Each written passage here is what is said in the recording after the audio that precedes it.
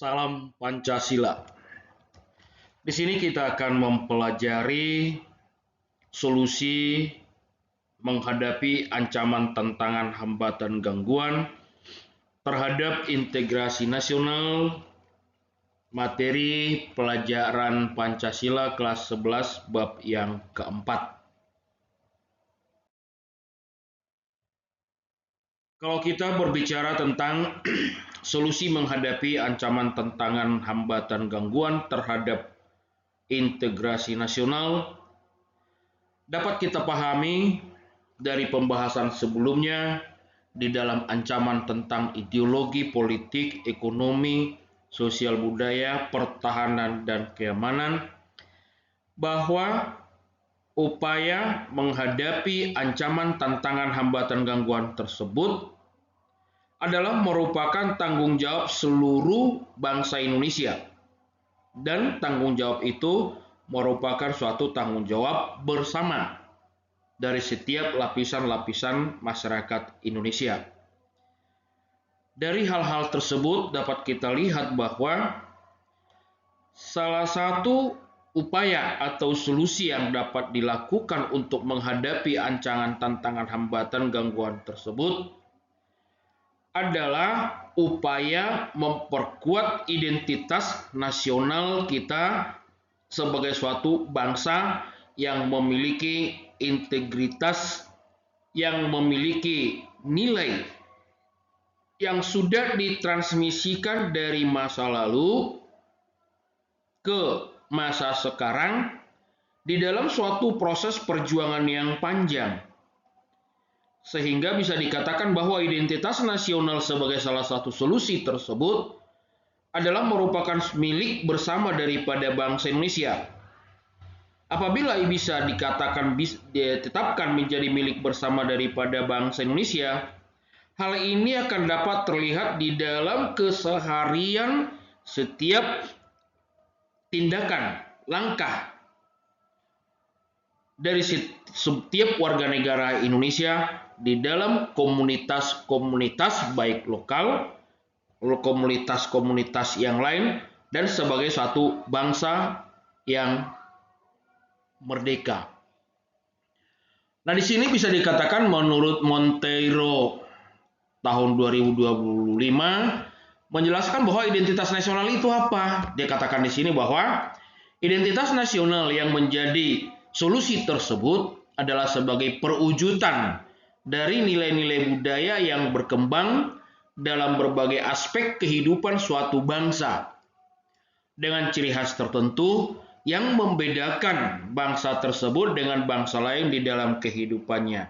Hal ini jugalah yang bisa kita lakukan sebagai suatu solusi tersebut, bahwa bangsa Indonesia memiliki nilai-nilai budaya yang sudah berkembang dan diperjuangkan dari dulu sampai sekarang, yang kita jadikan sebagai suatu kekuatan untuk menghadapi ancaman, tantangan, gangguan tersebut. Nah, kalau kita lihat di dalam konteks bangsa Indonesia sebagai suatu negara yang sudah berdaulat, bahwa nilai-nilai yang dimiliki seluruh bangsa Indonesia dihimpun menjadi satu identitas nasional yang kemudian kita kenal menjadi kebudayaan nasional, di mana unsur-unsur daripada identitas atau kebudayaan nasional tersebut bisa merupakan unsur-unsur yang lahir dari perjuangan atas dasar nasionalisme yang sudah terbentuk, dapat kita lihat sejak berdirinya Budi Utomo, Sumpah Pemuda, sampai pada upaya perjuangan kemerdekaan atau upaya perjuangan proklamasi bangsa Indonesia.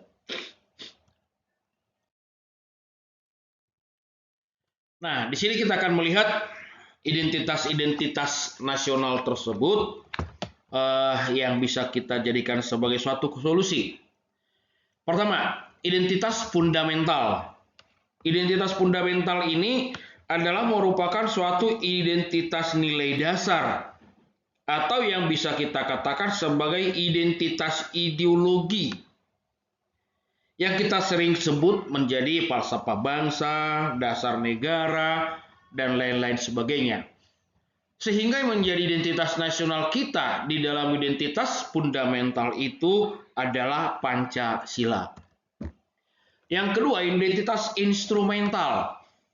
Identitas instrumental ini adalah merupakan identitas di dalam sistem nilai, norma, ataupun yang bisa kita katakan sistem aturan, yang merupakan hal-hal yang bisa mengikat bangsa Indonesia di dalam keberagaman itu tetap menjadi satu kesatuan. Maka bisa dikatakan identitas nasional, identitas instrumental adalah hal-hal yang bersifat normatif.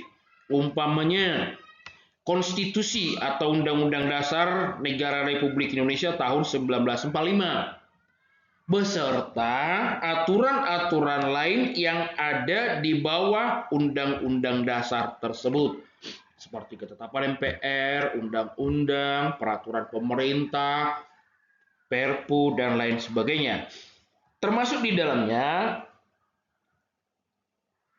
lambang negara sebagai unsur normatif, bahasa Indonesia, bendera, lagu kebangsaan, semua itu hal-hal yang bersifatnya instrumental, sebagai identitas instrumental. Yang selanjutnya, identitas alamiah. Identitas alamiah adalah hal-hal yang berhubungan dengan ruang lingkup bangsa Indonesia sebagai negara kepulauan yang merupakan negara pluralisme. Negara kepulauan, archipelago, kondisi alamiahnya sebagai negara kepulauan dan sebagai negara pluralisme di dalam keberagaman suku, bahasa, dan lain-lain sebagainya, tetapi menjadi satu kesatuan di dalam bangsa Indonesia. Yang selanjutnya, kita lihat di dalam identitas alamiah ini, bisa kita lihat dari dalam identitas geografisnya. Geografisnya ada di antara dua benua dan dua samudera dalam berbentuk kepulauan yang berjajar dari barat ke timur, yang terdiri dari lebih kurang sekitar 13.600 pulau besar ataupun kecil. Selanjutnya, keadaan dan kekayaan alam. Keadaan dan kekayaan alam kita yang memiliki dua musim. Musim hujan, musim kemarau, yang menyebabkan wilayah atau alam kita termasuk alam yang subur dengan berbagai produksi alamnya, dan juga memiliki alam dengan jumlah bahan barang-barang tambang yang begitu besar sebagai suatu kebanggaan kita. Selanjutnya, keadaan dan kemampuan penduduk. Penduduk kita secara kuantitas memiliki jumlah yang banyak, sehingga bisa dikatakan keadaan kita itu adalah negara yang memiliki sumber daya manusia produktif yang sangat besar, yang bisa mendukung pelaksanaan pembangunan dan lain sebagainya.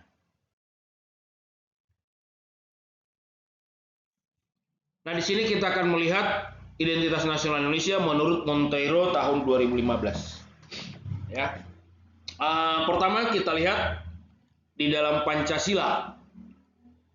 Kita ketahui dengan jelas bahwa Pancasila itu adalah sebagai ideologi bangsa Indonesia yang sudah kita kenal nilai-nilai di dalam Pancasila itu setelah ada semenjak zaman Kerajaan Majapahit, yang bisa kita lihat secara tertulis di dalam buku Negara Kartagama dan buku Sutasoma.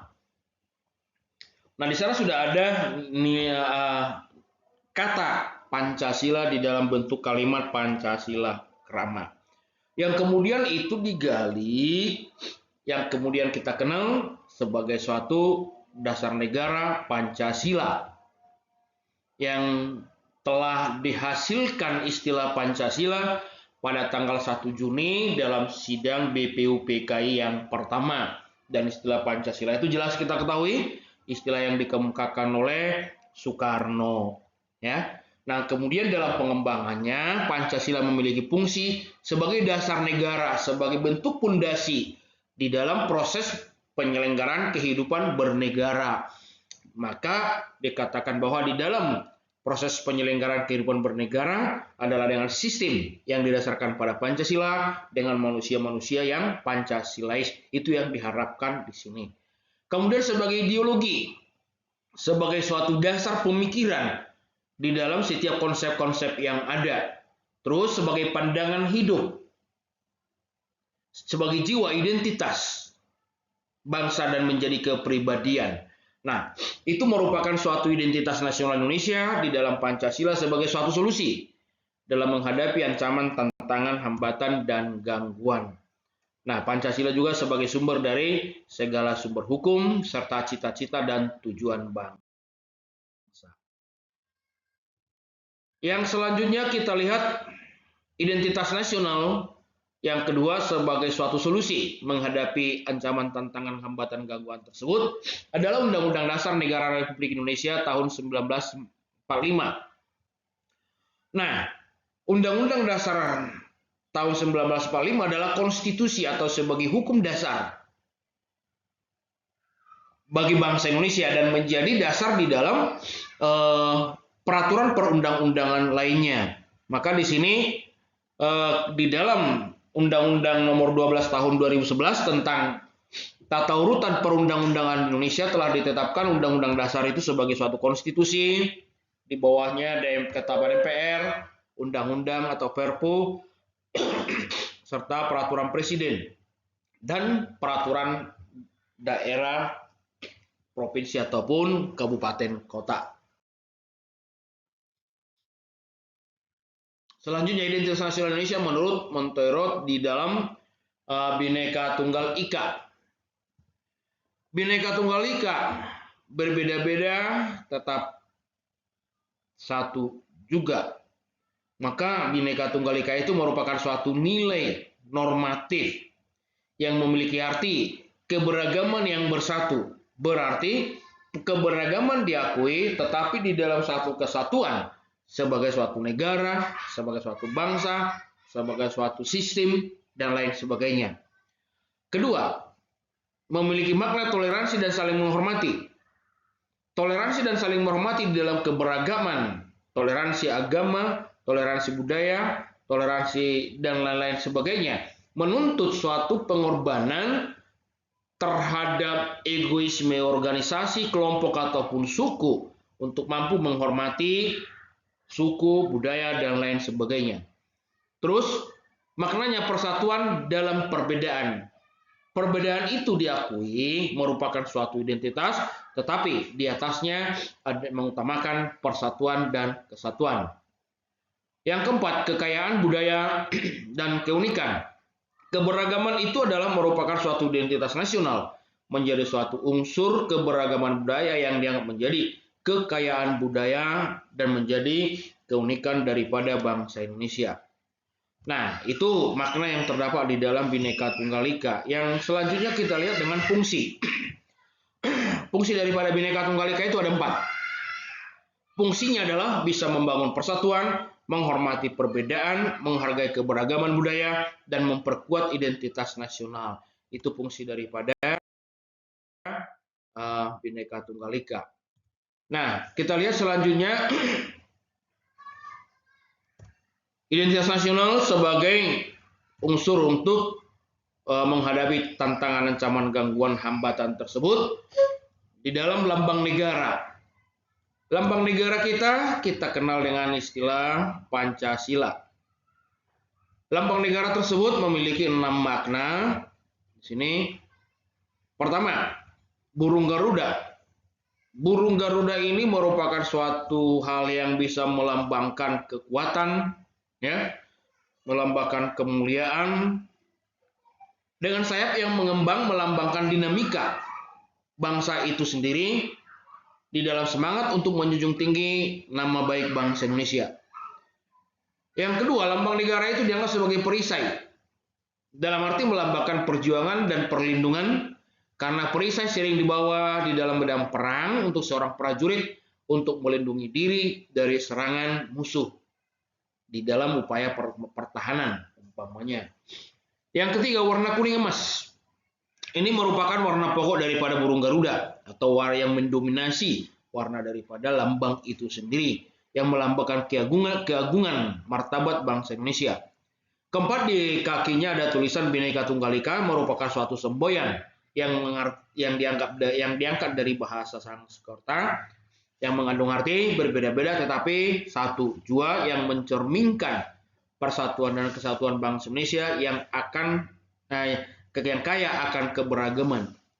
Yang ketiga, simbol-simbol Pancasila di dalam lambang dada burung Garuda itu ada 5 simbol yang melambangkan 5 sila Pancasila. Terus perisai Garuda juga menampung simbol-simbol yang mempresentasikan 5 sila penampung yang perisai di dada burung Garuda yang terikat dengan rantai di lehernya.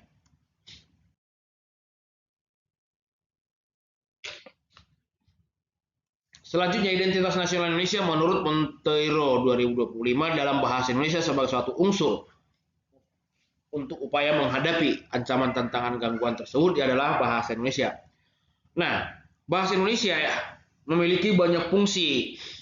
Di antaranya sebagai alat komunikasi di dalam keberagaman, komunikasi nasional, sebagai alat pemersatu di atas keberagaman, atau untuk menghindari konflik di dalam keberagaman sehingga dengan bahasa Indonesia bisa menyampaikan pesan di dalam keberagaman tersebut, dan sebagai alat mengembangkan ilmu pengetahuan.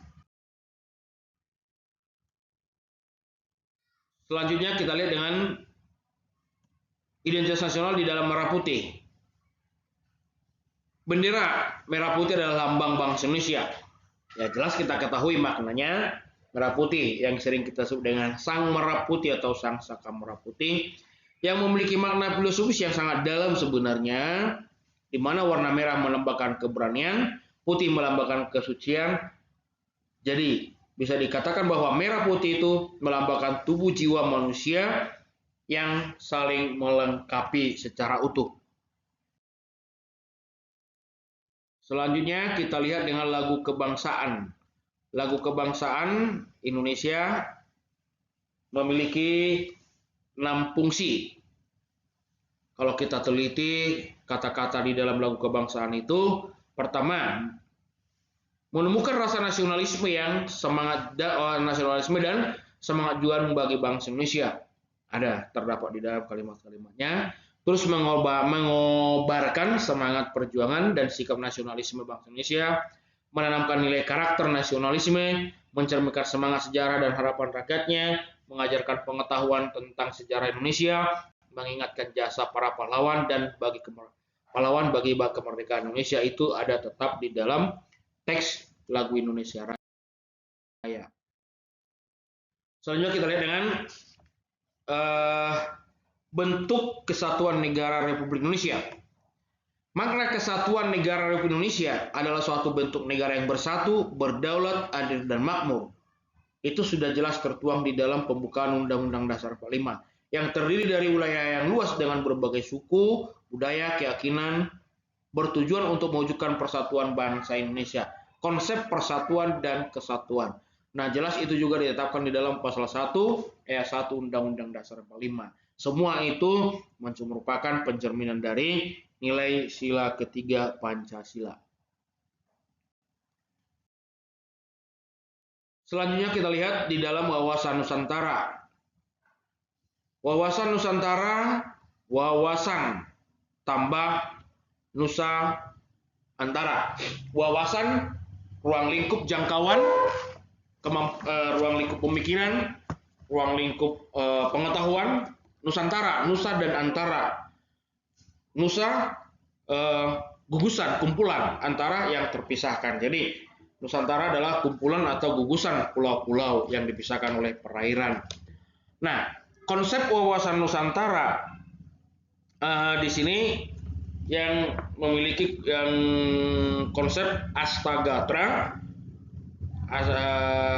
Konsep Astagatra di dalam Trigatra, konsep alamiah, dan konsep Pancagatra. Nah, maknanya dapat kita di sini bahwa wawasan Nusantara mengutamakan persatuan dan kesatuan bangsa Indonesia dan wilayah. Membangun kesadaran nasional yang kuat di dalam persatuan yang tinggi, menjamin kepentingan nasional dalam era globalisasi, menjamin persatuan dan kesatuan segenap aspek kehidupan nasional, menjaga kesatuan wilayah Indonesia, meningkatkan reputasi Indonesia dalam dunia sebagai negara yang maritim. Yang jelasnya bahwa konsep wawasan Nusantara yang didasari pada Deklarasi Juanda merupakan suatu konsep yang sudah mengikat Indonesia sebagai satu kesatuan yang bulat dan utuh. Biarpun umpamanya kita terpisah oleh perairan, tetapi konsepnya di dalam wawasan Nusantara kita sebagai suatu negara yang bulat dan utuh.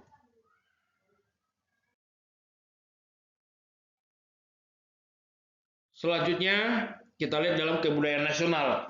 Kebudayaan nasional itu memiliki 3 makna.